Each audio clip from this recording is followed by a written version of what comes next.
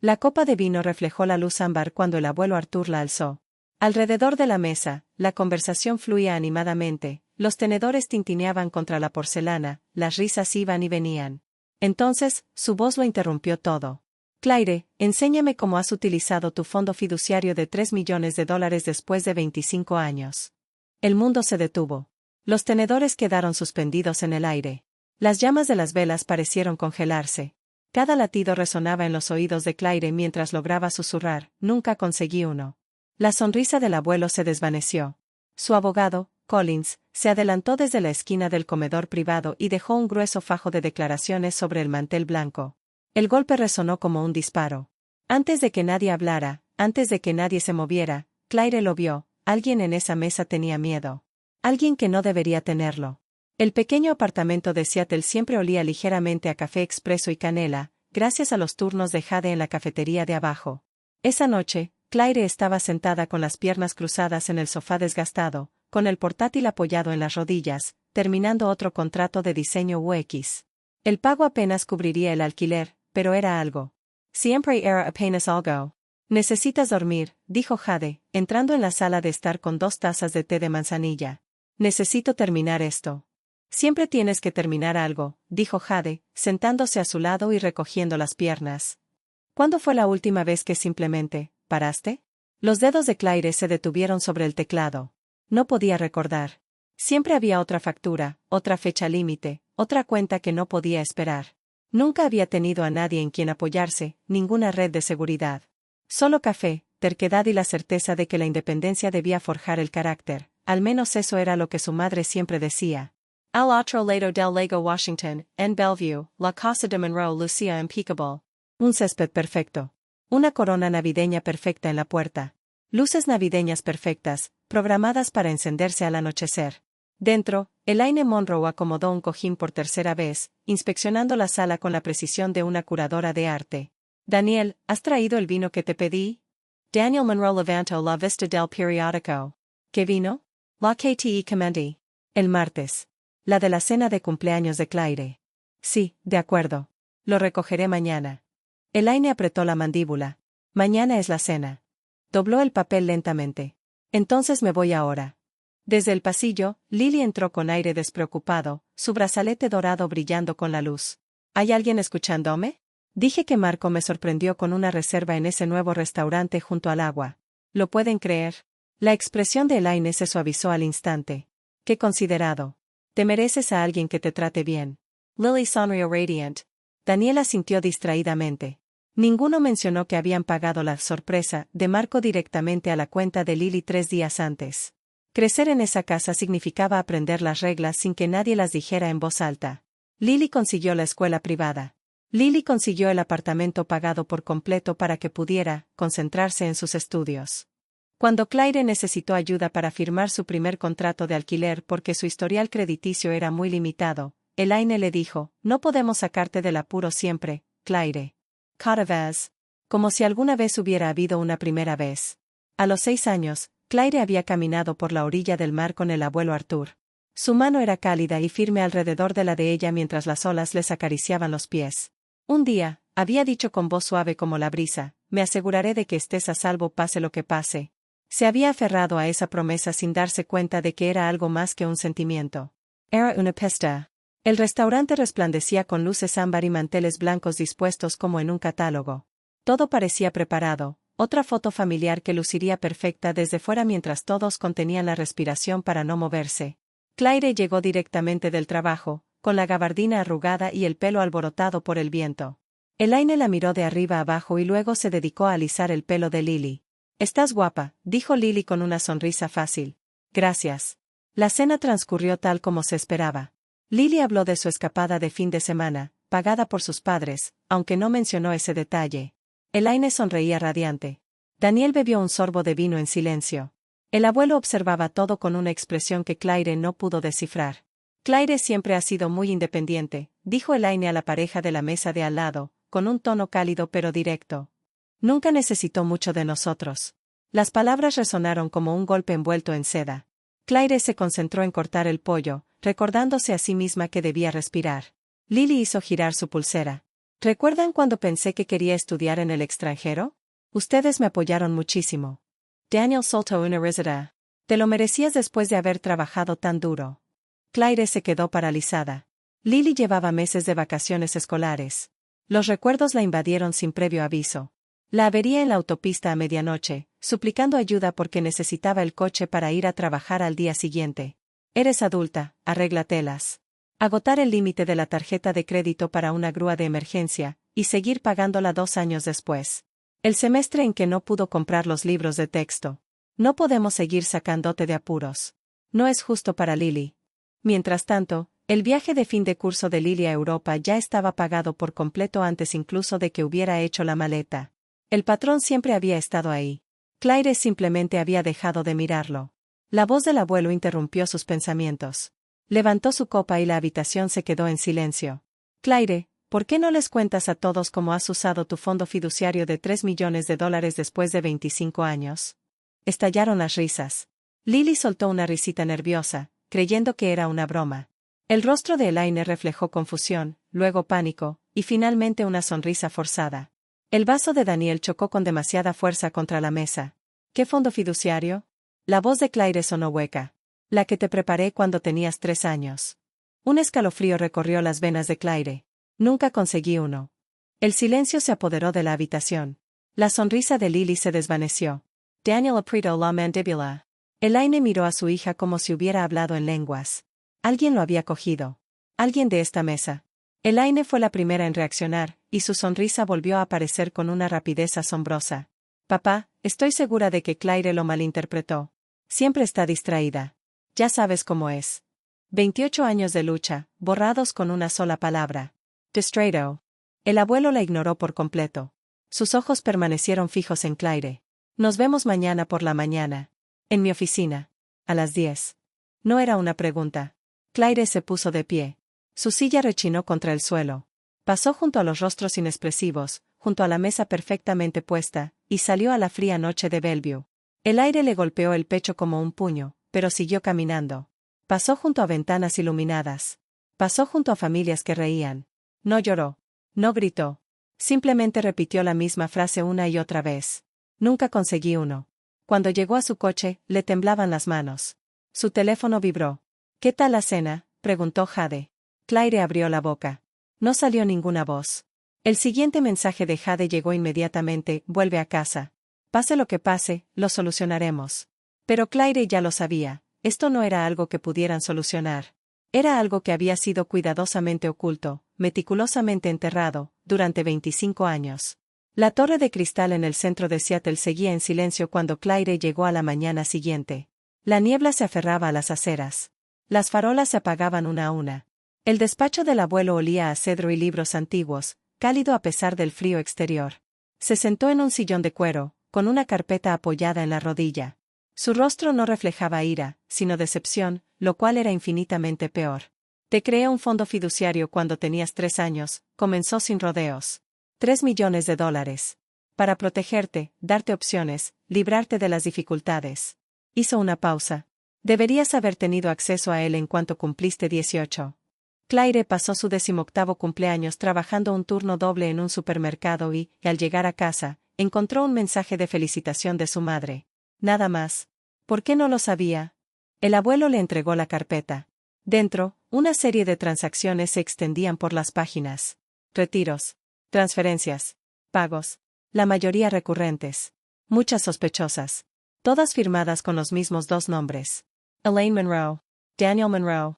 Pagos de la hipoteca. Mejoras en la casa. La matrícula de Lily. El apartamento de Lily. Vacaciones. Gastos del coche. Compras de lujo. Todo lo que siempre había sido demasiado caro para Claire. Cada semestre con 2 trabajos. Cada vez que había suplicado ayuda. Cada vez que había reprimido el sentimiento de ser olvidada. No había sido el destino.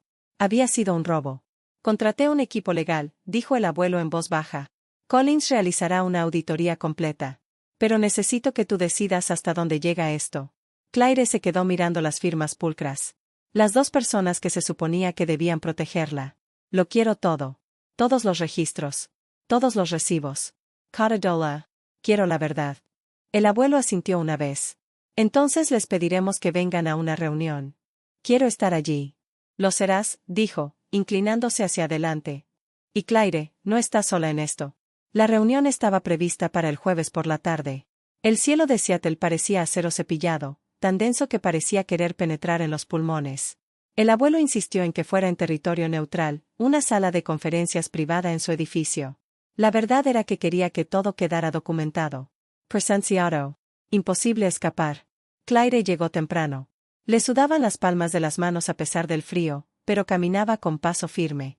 Jade la abrazó en la puerta. Pareces alguien que entra en un juzgado y a una nueva vida al mismo tiempo. En el cristal del ascensor, Claire comprendió a qué se refería Jade. Posture erguida. Rostro sereno. Ojos que reflejaban algo nuevo. Resolver. Collins esperaba de pie cuando se abrieron las puertas. Cabello gris bien peinado, traje a medida, documentos bajo el brazo como una amenaza silenciosa. Ya están de camino, dijo.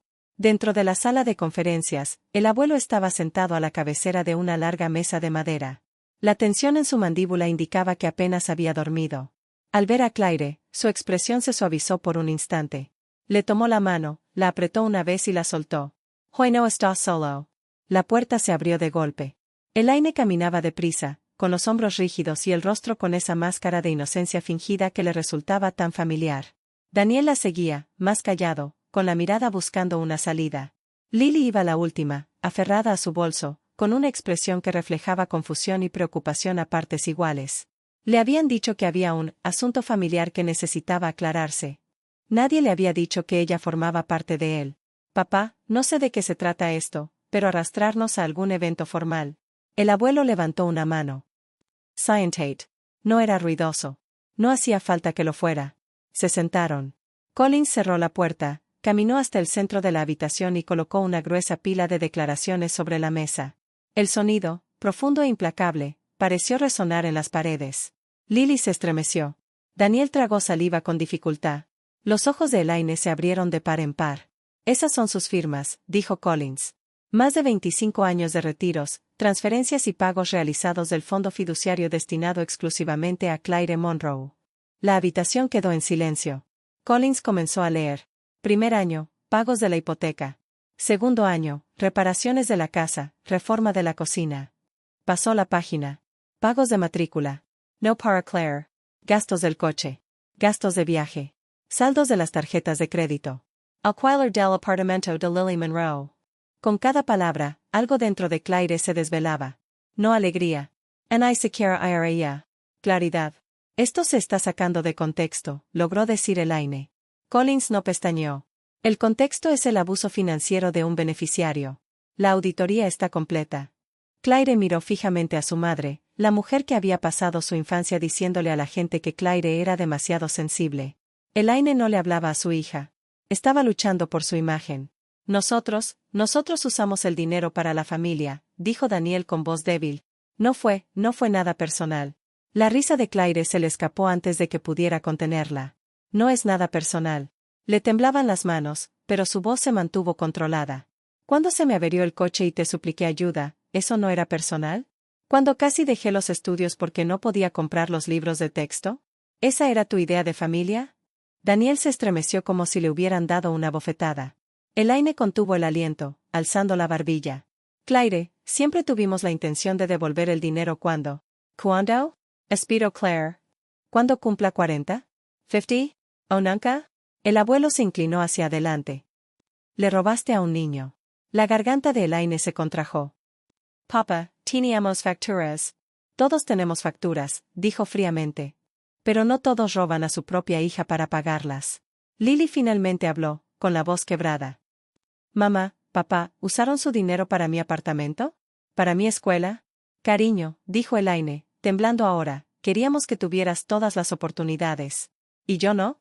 Susurró Claire. Elaine se volvió hacia ella, con los ojos llenos de pánico que no era remordimiento.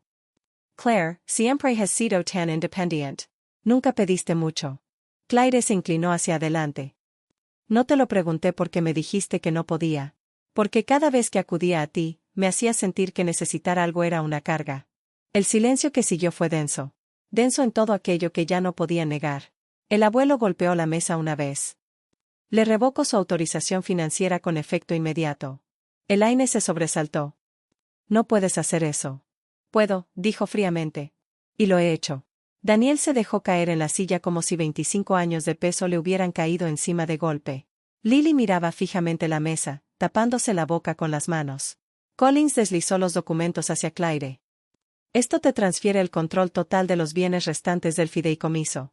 El acceso de tus padres queda cancelado permanentemente. A Elaine se le cortó la respiración. Daniel cerró los ojos. Lily susurró, Dios mío. La mano de Claire se cernió sobre la pluma. Presionó su nombre contra el papel. La silla de Elaine rechinó violentamente al levantarse. Claire, por favor, esto nos arruinará. Claire alzó la vista hacia su madre, viéndola por fin con claridad. Entonces quizá no deberías haber construido tu vida sobre dinero que no era tuyo. Elaine abrió la boca y la cerró.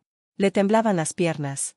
Daniel intentó sostenerla, pero a él también le temblaba la mano.